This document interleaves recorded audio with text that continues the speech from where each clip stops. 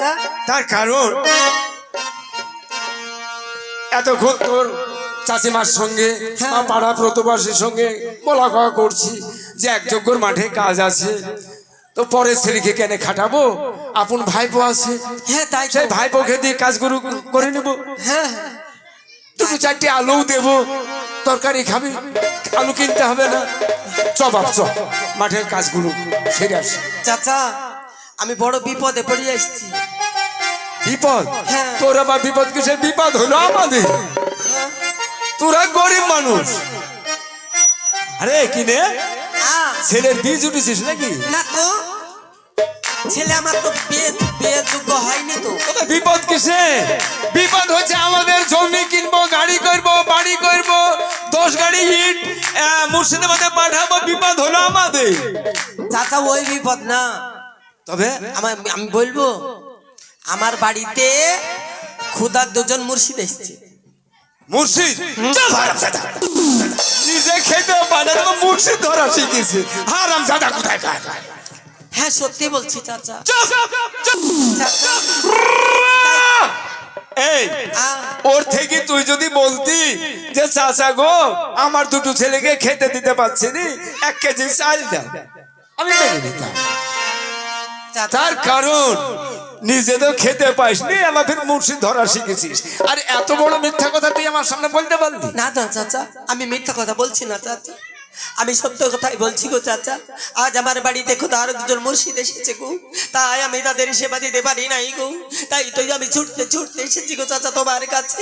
তুমি দয়া করে আমাকে 1 সের চাল দাও চাচা। এই 1 সের কেন, তোকে 5 সের চাল দেবো, যত লাগে আমি দেবো। আগে মাঠের কাজগুলো করে আসি, তারপর চালটা নিতে পারি। চাচা তুমি আমাকে 1 সের চাল দাও, আজ আমি বাড়িতে রেখে তোমার সমস্ত সব কাজ করে দেবো। দেবো দেবো তো বললাম, আগে মাঠের কাজগুলো করে আই। না চাচা, তুমি আগে চাল দাও চাচা। যাবে নি কাজে?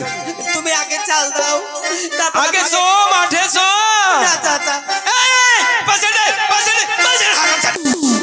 এই মাঠের কাজ করবে নি? যাবে নি? আজ তুমি আমায় মেরো না গো চাচা, মেরো না, আমি সহ্য করতে পারছি না। যাবি?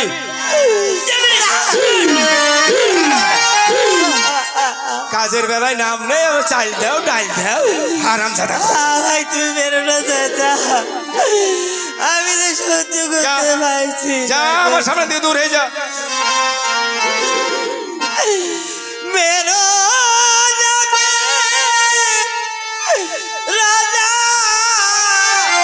চাচা, মেরো না মারে গো চাচা, মেরো না মারে মেরো যাবে রাজা চাচা,